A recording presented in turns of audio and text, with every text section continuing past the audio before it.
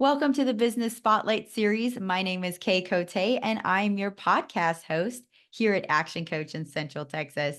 Today, I have Michael Gahan, founder of Tongo, on the show, and we're going to be talking all about his business, his journey to business ownership, best practices, and what it's really like to own and operate a business.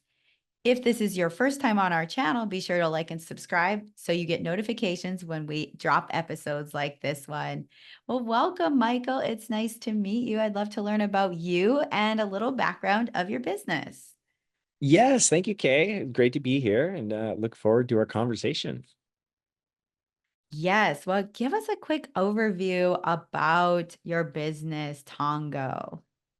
Yes, so Tongo is the all-in-one guest app for hotels to be able to connect their guests to all things happening on the property, but also what's going on in the broader destination. Oh, that's really, really great. I took a look a little bit before our call today and I was diving into your business and I thought that looks like such a cool idea. So, how did you get into Tongo? How did you start the company? Yeah, great question. So I actually owned and operated a wine tour and transportation business in Santa Barbara, which is where I'm born and raised. And so I picked people up from hotels, the Four Seasons, Ritz-Carlton, all the way down to just your standard limited service hotel. And what I found was everyone had the same basic questions on what should I do? Where should I go? You're a local, you must know the area. So I kind of turned into this, I was like I have them in the car for 4 to 6 hours and I was like their personal concierge. So that was the first insight that the hotels could really do a better job connecting their guests to curated recommendations and things to do off property. Long story short, pandemic happened, shut my wine tour business down, and I was jobless and thinking of like what to do next. And so that took that time of us being locked down to really expand on that idea, pull that thread. What came of that is met my business partner, who's the technical counterpart. And then we spun it up and started with a couple local hotels in the Santa Barbara, San Luis Obispo region. And from there, it's just been really listening to customer feedback and building the product into what it is today, which is more of a full suite of things that it's not just about experiences. Guests can order towels to the room or order room service or use the F&B portion to order food and drink at the pool. So it's really become the all-in-one guest suite. But it definitely started with the inspiration being both as a tour owner operator and what that meant to me, but also like just seeing the need from the traveler side of really wanting to connect with neat things that they wouldn't typically find just Googling top 10 things to do and insert city name.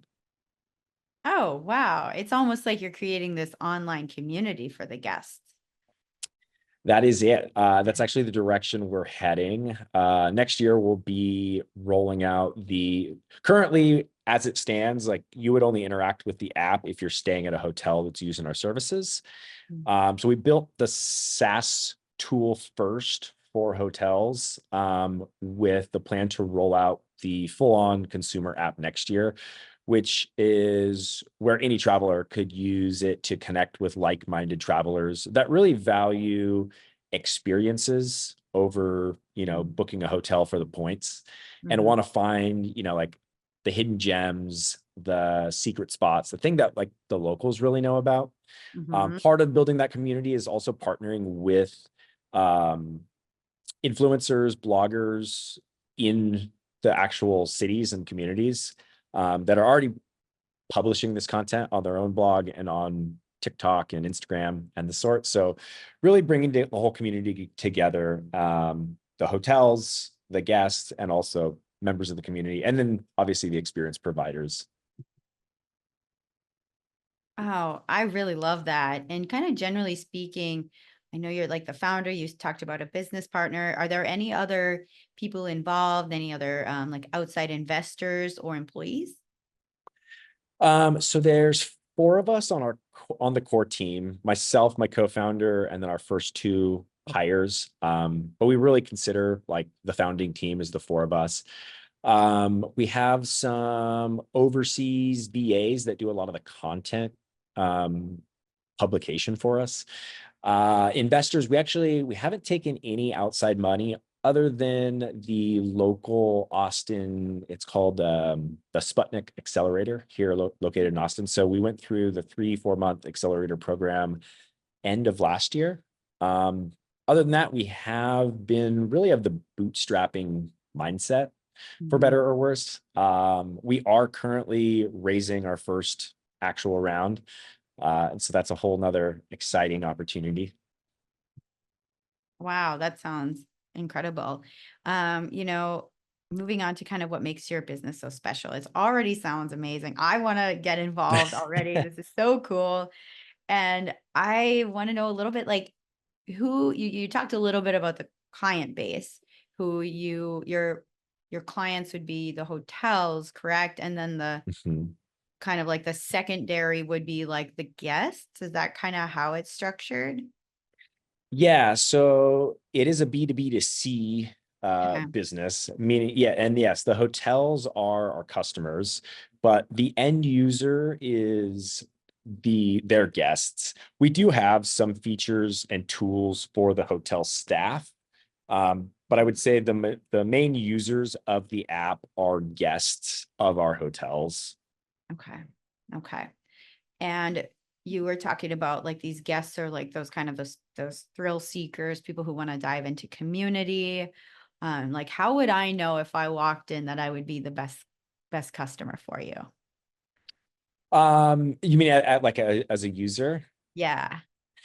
So currently, like as it's set up, you would interact with the app when you get to the hotel. One thing that differentiates us is we don't just supply the technology, but we have a content curation team. So we work with the hotel, and then we have our own team. We make sure the app's populated with up-to-date real-time content, everything from music shows, tours, and events to restaurant recommendations and that sort of thing. I would Mm, say the power users of our app, because anybody could use it to order towels to their room, but the people that really we call them our power users mhm, realize that, like, oh, this is great. Like, it's not just your top 10 lists that you'd find on, say, TripAdvisor or Yelp, but these are curated recommendations from locals, those locals either being the hotel staff or, like I said, like food and drink bloggers. And then we mm, really do try to feature the tours, the activities, the experiences that maybe otherwise wouldn't have been featured.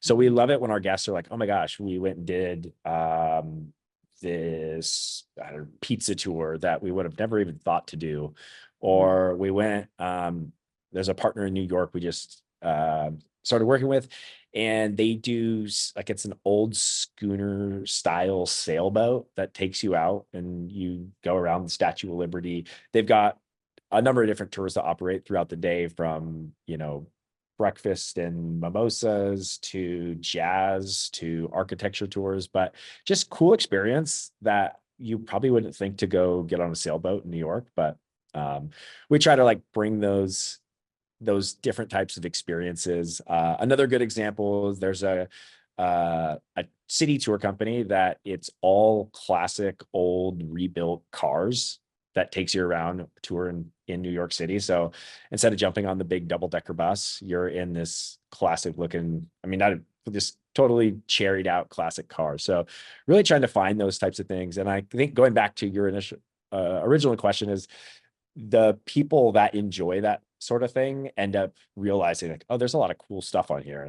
And those are the people we want to cater to or cater to and really build the next version of the consumer app for. So next time you're thinking, oh, I want to, plan a beach vacation or a mountain vacation, you think, oh, Tongo is the place where You can start discovering, planning, booking, everything from your hotel reservation through, you know, activities and things to do.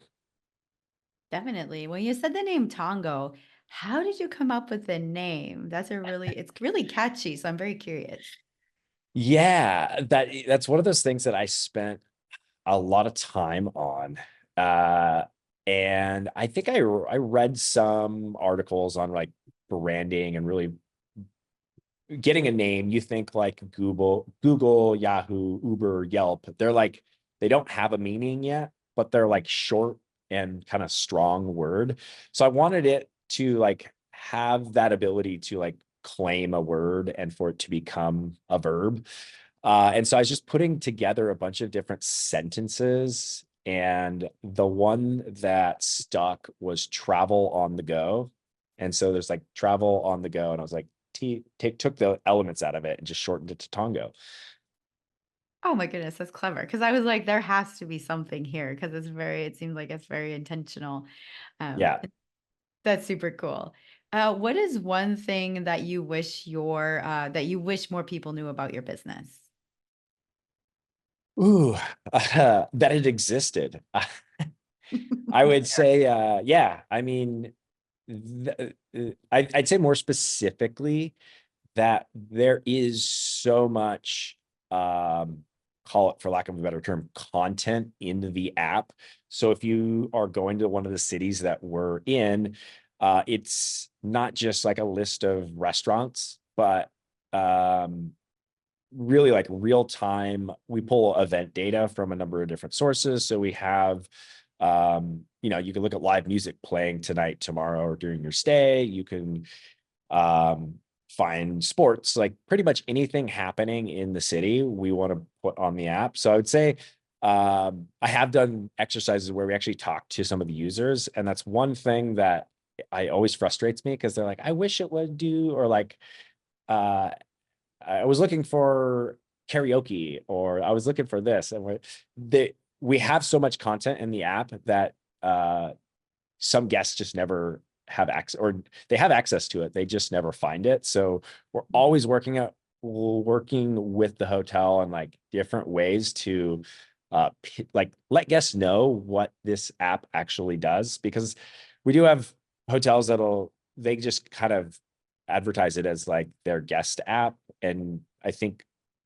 guests think that it's just an app that you can interact with the hotel, to chat with the front desk, or to, you know, figure out what time the pool opens and closes. But really, there's like 95% of the real content, and things that make it unique is that local content. Hmm. Definitely, which, this actually brings me into the next portion of questions perfectly, talking about getting your name out there, becoming known. I'm always curious to what businesses are doing for marketing to do just that. So, w- give me a little brief of like your marketing pursuits like right now. Are you focused, you mentioned influencers a little bit. Like what's kind of your main focus with your marketing? Yeah, so for us, since we're selling to hotels right now. Now this will totally change when we launch the consumer aspect. So I think for the sake of the question in this conversation, we're currently marketing to hotel leaders, hotel management companies. And so LinkedIn is really the place that those people are. And so we actually we haven't done any paid marketing to date. What we'll do is feature our customers, whether it's a case study or just something unique that they're doing. How we have, for example, one of our hotels, every one of their staff creates a guide, so a local guide that they know, or have knowledge about. So everything from like where to find the speakeasies to where to find vegan food to best rooftop bars. So every one of their front desk staff has created guides, and so they'll we'll highlight them in, say, a LinkedIn post, and then both the company, the hotel, and the people like to share it. So that has been our organic strategy, is really featuring and highlighting and showcasing our customers and the staff, and then letting them share it on LinkedIn. Oh, I dig that. That's a great approach. Now, kind of like organizing all of the people you're working with, do you have a CRM that you're using, or how are you keeping everybody organized? We do. We use HubSpot for our Hmm. CRM. That's what we use too. So it's great to hear a little bit about the marketing. So I'd like to dive into a little more about you and why you chose to go into business to begin with. So I'd love to hear your journey of why did you choose to go into business for yourself as opposed to working for somebody else, and what was that transition like for you? Oh, that is a good question. I have actually a fairly non-traditional, interesting path that got me here. I actually, when I was a freshman in college, I started kickboxing and doing mixed martial arts. 2 years later, I had my first professional fight. I think I was a junior in college. And so that was really my first career all the way through my mid 20s, was fighting mixed martial arts. As I got into my later 20s, I realized I wanted to do something that was more, had more longevity, I guess. And so I went to Cal Poly, which is a college in San Luis Obispo, California, and studied wine and viticulture. And then I grew up in a little wine boom town, a little bit north of Santa Barbara. So I took those two kind of concepts of like growing up in a little wine town and having a formal education on the topic and subject, and started the wine tour company. And that was kind of that was my introduction into being an entrepreneur and starting your own business. I think back to your original question, um, I've always wanted to, I guess, own my own destiny. Not, I hesitate to use the word like I want to have the control, because it's not a control. That's not really my personality. It's like, oh, I want the control. I just want to control the upside and like have the potential to control my own destiny, I guess would be the best way to say it. And I feel like going into business for yourself is the way to do that. Um, and so part of me wishes I would have gotten a little bit of corporate experience fresh out of college, before diving into doing my own thing. But you know what? I think it all unraveled and took the path that it did, and I don't regret that. And the best way to learn is to just jump in and start doing. So yeah, that was the tour business. And then from there, that's, I kind of mentioned earlier how that tour business became more of a tech business. Mhm. That's a really cool journey. And kind of looking on your journey so far within this new venture that you're on right now, what is a challenge or roadblock that you faced in starting within this time frame you started it, and how did you overcome that obstacle? Yeah, I would say we're still overcoming this obstacle. But I was very naive to the hotel enterprise sale and how the hotel industry works. Um, you have like the hotel brand or like the flag. If you see Marriott, Hilton, Hyatt, or the name of the hotel, Mhm. um, people just think like, oh, that's a Marriott, that's a Hilton, that's a Hyatt, or that's a, whatever the hotel name is. But you also have the management company that's behind that, and then the ownership group. So we're oftentimes selling like three organizations at the same time. And in any Mhm. given situation, they kind of, someone will have more power than the other, but it's a very unique sale. And now that I'm in it and I talk to people, they're like, oh my gosh, hotel sales are they're so tricky and so interesting. Um, Forgot what your initial question on that was. How did, and I was, how did you overcome it? But it sounds like you're Oh, kind of in that process. yes. We are in that process. And I guess more specifically to the challenge, our team, none of us really had hotel experience. I had experience in, tours and in tourism. But we're kind of the new kids on the block, and there are guest apps that have been around for a while. And we are breaking into this industry, and it is interesting to see. I feel like people they don't know where we came from, or like we kind of just came out of the blue. So breaking through and kind of inserting ourselves into this kind of corporate world that we didn't come from, or this industry we didn't come from. But the thing that has helped us overcome is the product. And we say it all the time. It's like, we have to be so good that they can't ignore us, because for a long time they have ignored us, or we've had, deals that have gone 6 months to a year before closing. And at first they're like, oh, that's cute, this is nice. And they're like, oh, that's actually really cool. And then, but they're talking to other vendors, or they already have a contract signed with another partner. So we're more and more, we're taking contracts from, I guess, the status quo. And what's allowed us to do that is really focusing on the product and the guest experience. And I guess those are one in the same, because our product is all about the guest experience. So in short, really just making sure the product is so good that they can't ignore you. I love that. Um, I'm writing that one down. And so kind of looking forward to the future of what you're building, what do you want to accomplish in the next 3 to 5 years?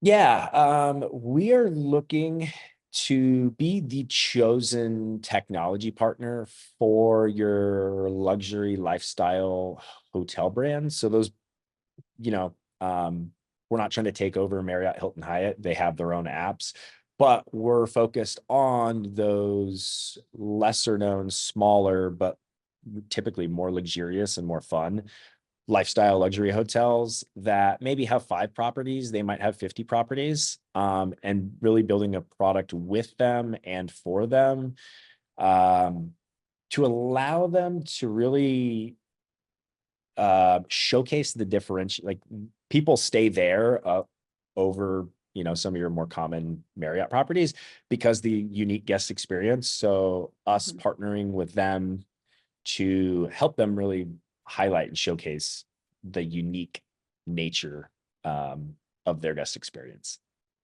That's really powerful too. This has been such a fun conversation. And I've just really enjoyed learning about your business and seeing what you're building. And I would love to dive into a little part of this conversation called our rapid fire questions. And this is where I ask you 4 questions, answer top of mind, the first thing that comes to mind.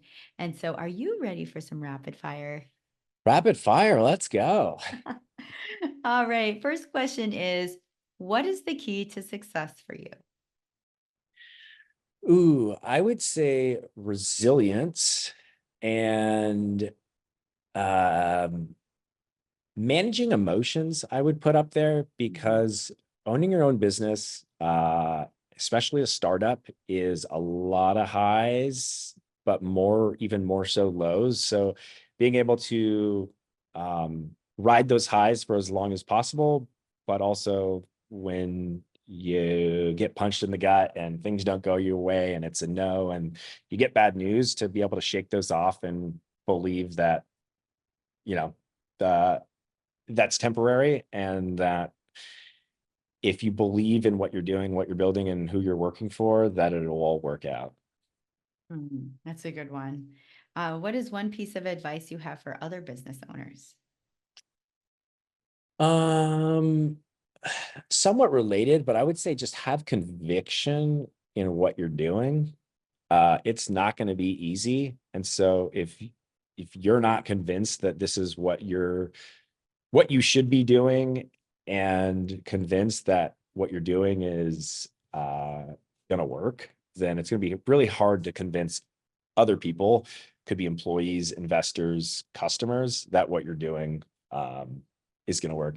I would say that's maybe more relevant for a startup type business owner, where you still are building something new and seeing if it works. But I would say you have to have conviction. Very, very true. What is one book or a piece of content, could be a podcast, anything that you've taken in most recently?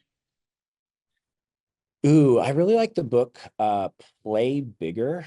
It's Hmm. all about category design and really redefining your product or service as a category of one. Really interesting book. I've probably read it 4 times over the last several years, and every time I read it, I'm at a new place in my business, so I get something different out of it. Mm, that's really good. I put it on my list. I also really like Shoe Dog. If you've not read Mm. Shoe Dog by Phil Knight, the founder of Nike, an incredible story written very well. Like it reads like it's a um, yeah, it's just an incredible story. Oh. Like what they went through. I think everyone thinks of Nike as like, oh, they've been the leader forever, but no, they definitely didn't start there. I love those stories because it like gives me hope, I'm like, we've got this. Exactly. That's yeah, why And that's on the top of my reading list. I just added that one to my list too.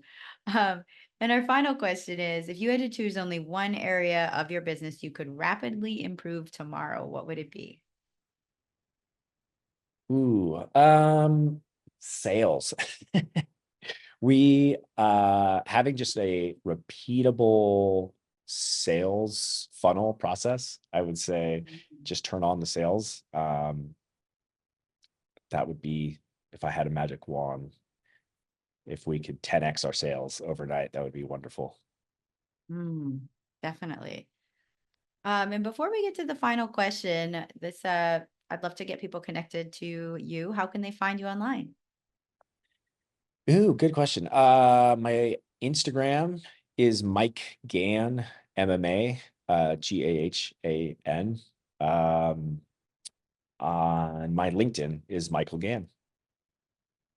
Awesome. Well, thank you, Michael. This has been a great conversation. And our final question of the day is, what is most inspiring to you today? Ooh, inspiring. I I really traveling the world, I would say. And there's no coincidence that I'm working on a travel company. I know that's not like too deep or philosophical, but I love traveling, experiencing other cultures, learning from other cultures. And so if I could spend my life doing that and helping others do that, that's inspiring for me. Awesome, Michael. Well, this has been a great conversation. I've enjoyed hearing about your journey and what inspires you. Thank you so much for being a guest on the show. Yeah, absolutely. Great to meet you and enjoyed our conversation.